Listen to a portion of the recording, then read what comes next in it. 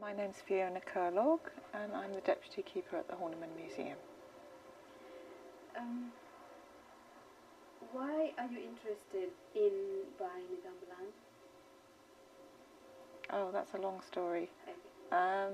We're having an exhibition on Bali, which opens next year, and I wanted to have an exhibition which was alive and animated and in which the visitors could experience some aspects of Balinese performance. And originally the idea was that they would actually be able to participate as well. So when I originally conceived the concept for the exhibition, there was going to be a space within the exhibition gallery where people could dance or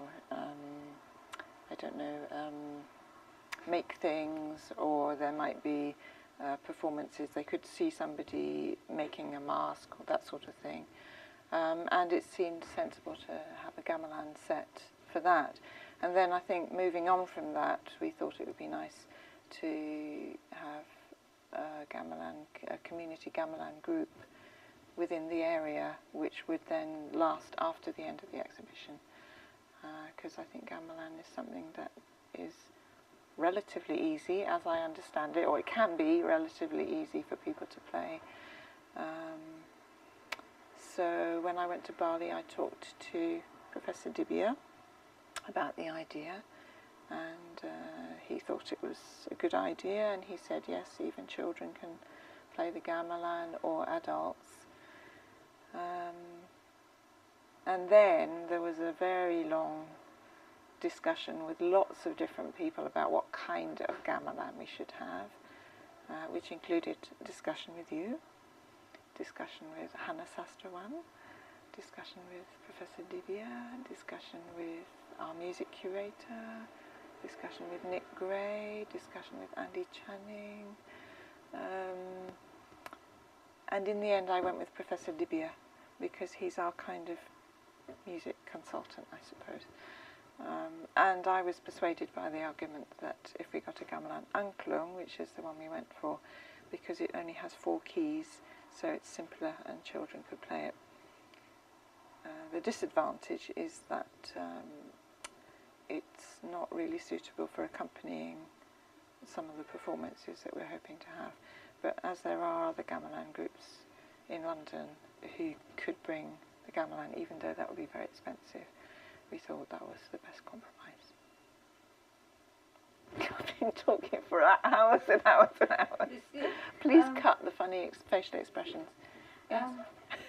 Could you tell us who paying to buy the gamelan, who commissioned? How did you get the money to buy the gamelan? That's a difficult question, really. We have a budget for acquisitions and we have a budget for exhibitions. And so I spoke to the assistant director when Professor Dibia emailed me to say that he found this gamelan set, and when we knew how much it cost. And I asked if the money was available, and the answer was, as is often the case, a sort of yes and no. And then subsequently I was giving a talk about the proposed exhibition in Oxford, and somebody who was in the audience said that they would be willing to support us in getting the gamelan, but that the money wouldn't be available for some time, which was again a sort of a yes-no situation. And in the end that's the best of all possible worlds, because it means the Horniman pays for it initially, but then we recoup the money later when the donor's money becomes available.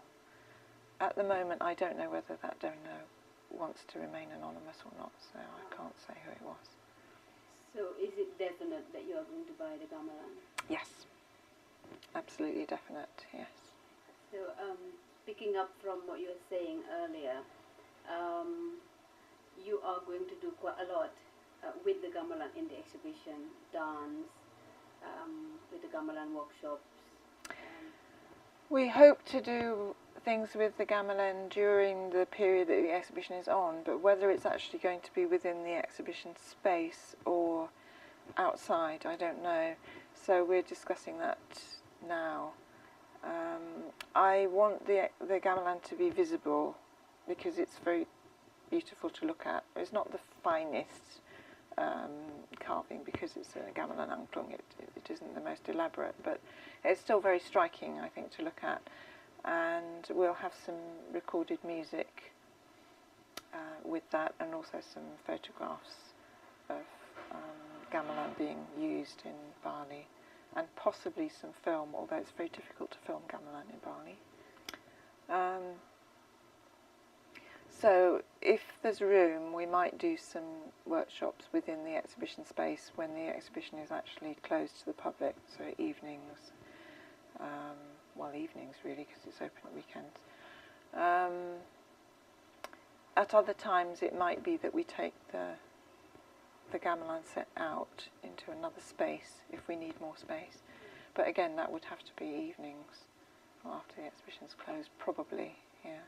Now, when did you hear gamelan for the first time? And Actually, that's a very difficult question. I lived in Indonesia from 1989 till 1991, but I was in Sumatra where they don't have the gamelan, and I can't actually remember whether I heard gamelan. We went to Bali twice during that period. When I first knew that there were gamelan groups in the UK, and then on some of those visits to Indonesia, then I saw gamelan, but in Java, I think, rather than in Bali. And I don't think I particularly liked the sound to begin with, to be honest. And it was really only when I went to Bali to start researching the exhibition that I got interested in gamelan and sort of what it means, and learnt about how groups in Bali within a village will, be in the gamelan group, and that'll be their kind of contribution to the temple festivals and so on. And then I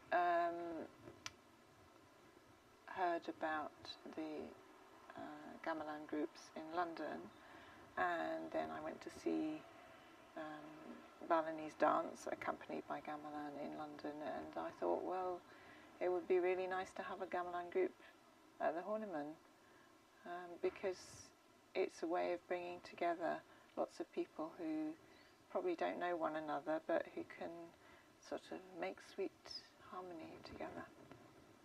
And that's what we try and do at the Horniman, accompanied by gamelan in London, and I thought, well, it would be really nice to have a gamelan group at the Horniman, because it's a way of bringing together lots of people who probably don't know one another, but who can sort of make sweet harmony together.